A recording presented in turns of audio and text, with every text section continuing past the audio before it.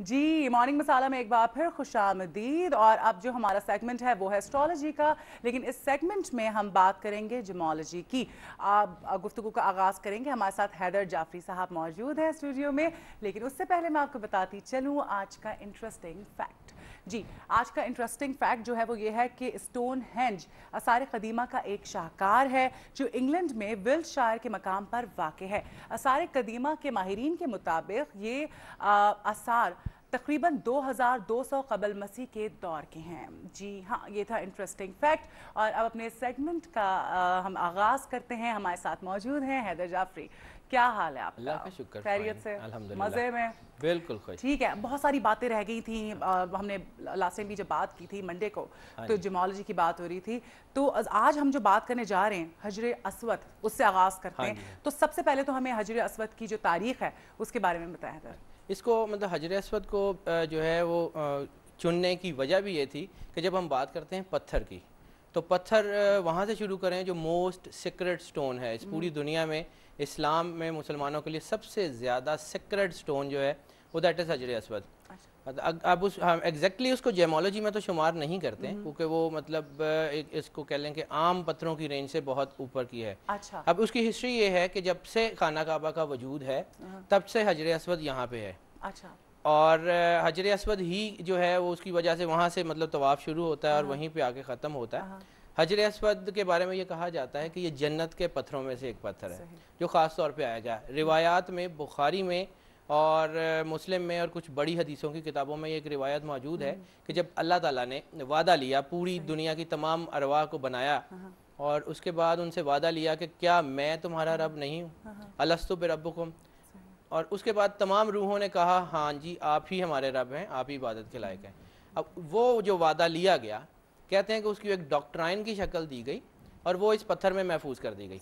अब उसके बाद ये जो अरवाह हैं अब ये दुनिया में आती हैं, अगर ये दुनिया में आती हैं और वो गलत कारियाँ करती हैं जी, तो जब क़यामत के रोज़ बतौर एविडेंस कि जी जब तुम्हारी रूह बनाई गई थी तो तुमसे ये वादा लिया गया था कि तुम अल्लाह की इबादत करोगे, तो वो डॉक्ट्राइन बतौर एविडेंस पेश की जाएगी कि ये देखो ये तुम्हारी रूह का वादा है जो अल्लाह ताला ने महफूज किया हुआ है।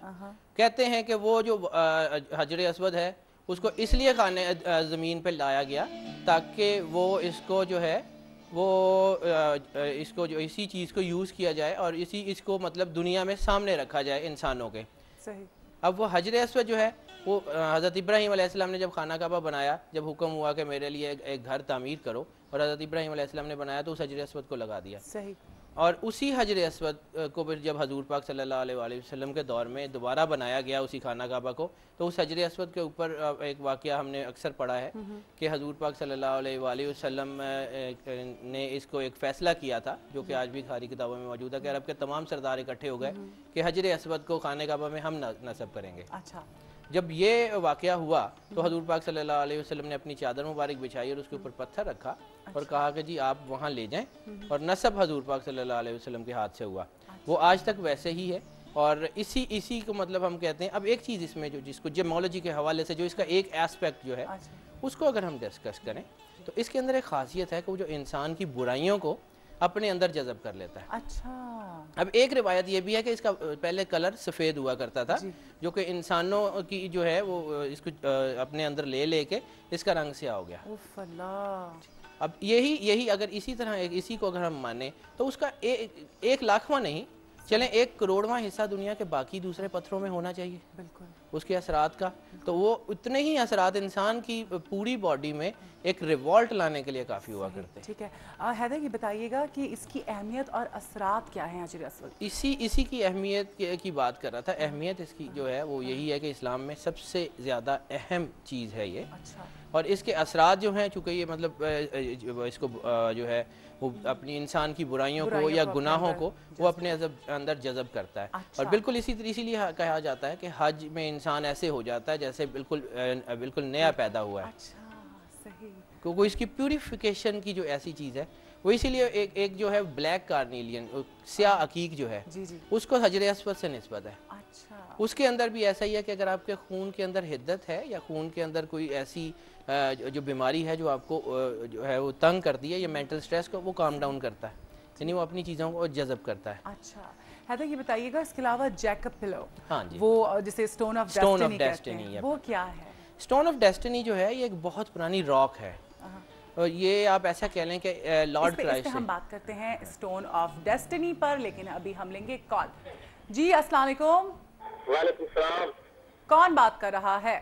आपसे शाह बात कर रहा हूँ मुजफ्फरगढ़ से। जी क्या हाल है आपका? ठीक ठाक, अपने सुनाओ, ठीक हो?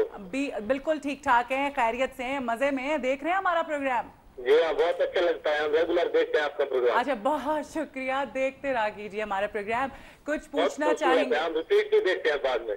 अच्छा, बहुत शुक्रिया, बहुत शुक्रिया, मैं बहुत खुश होती हूँ जब आप लोग अप्रिशिएट करते हैं। इसके अलावा बताएं कि अभी देख रहे हैं हमारा प्रोग्राम, सेगमेंट चल रहा है, हमारी हजर अस्वद की बात हो रही थी, हमारे साथ बैठे हुए हैदर जाफरी, कुछ इनसे बात करना चाहेंगे, कुछ पूछना चाहेंगे? जी हाँ, मैं पत्थर के बारे में पूछना चाहूँगा। क्या, किस पत्थर के बारे में पूछना चाहेंगे? याकूत के बारे में। अच्छा, याकूत, अच्छा ठीक है, सही है, ठीक है, इस बारे में भी आपको बताएंगे। पहले हम वो स्टोन ऑफ डेस्टिनी की बात कर लें, फिर आपकी जिसके बारे में आपने पूछा इस बारे में भी हम बात करते हैं। बहुत शुक्रिया कॉल करने के लिए। हाँ जी जी, हम अभी पहले stone of destiny Jacob pillow की बात कर लें, फिर इनको याकूत के बारे में भी मैं बता देता हूँ। उसमें यह है कि स्टोन ऑफ डेस्टिनी ईसा अलैहिस्सलाम से 3000 साल पहले मौजूद है। अब इसको अगर थोड़ा सा हिस्ट्री के पहलू से देखें तो सबसे पहले जिस नबी से ये पत्थर ताल्लुक़ रखता है वो है इब्राहीम अलैहिस्सलाम।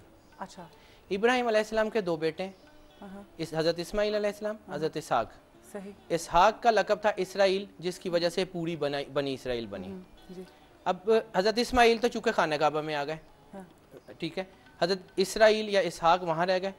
इसहाक अलैहिस्सलाम ने अपने वालिद से जो चीज़ इनहेरिट की वो ये रॉक थी, ये वो जगह थी जहाँ वो बैठ के प्रेयर किया करते थे।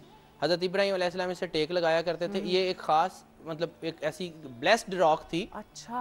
और इस रॉक का आज भी एक है कि इसके ऊपर जो बैठ जाता है एक दफ़ा वो बादशाह बन जाता है। अच्छा, किधर है ये आजकल जो है वो इंग्लैंड का, सारी अच्छी चीजें बाहर है पाकिस्तान से। हाँ जी, अब उनको जब इंग्लैंड को ये पता चला ना कि इसमें ये तासीर है, बल्कि इंग्लैंड से भी बहुत पहले, ये हेरोडोटस के दौर में, या मतलब जो इसराइली किंग थे जिन्होंने ये बनाया, तो उनको जब ये पता चला कि इसकी ये तासीर है तो उन्होंने इसको सबसे पहले ये किया कि अपने जो थ्रोन होते थे ना उसमें रख लिया, ताकि कोई और इसके ऊपर बैठे ही ना बादशाह बने, ना झगड़ा हो, किसी और का भला ना हो जाए। अब उन्होंने इसको अपने तख्त में रख छोड़ा है। और उसके बाद फिर ये मतलब ईसा अलैहिस्सलाम जब आई है हज़रत याकूब अलैहिस्सलाम को, तो जैकब हज़रत याकूब अलैहिस्सलाम का नाम है। तो ये डायरेक्टली, चूँकि याकूब अलैहिस्सलाम इसके साथ बहुत साल टेक लगा के जब यूसुफ अलैहिस्सलाम गुम हो गए तो वो रोते रहे, तो उसके बाद ये मशहूर हो गया कि जैकब्स पिलो या जैकब्स पिलर या स्टोन ऑफ डेस्टिनी। इसके करीब खड़े होकर वो दुआ करते थे और कहते थे कि जो दुआ मतलब इसके करीब खड़े होकर की जाती है वो पूरी ज़रूर होती है। अब इसी तरह हज़रत इब्राहीम, हज़रत याकूब के बेटे हैं हज़रत यूसुफ, जब यूसुफ अलैहिस्सलाम ने इजिप्ट में अपनी डायनेस्टी बनाई, जब इजिप्ट के किंग बने, तो हज़रत याकूब अलैहिस्सलाम ने इसको केनान से जो है वो अपने साथ लेके मिस्र चले गए। मिस्र में ये काफ़ी अर्सा रहा, फिर हज़रत यूसुफ की औलाद में से हज़रत यूशे नबी हुए हैं। यूशे जो हैं उन्होंने वापस केनान इसको ले गए, इसी स्टोन ऑफ डेस्टिनी को वापस केनान चले गए।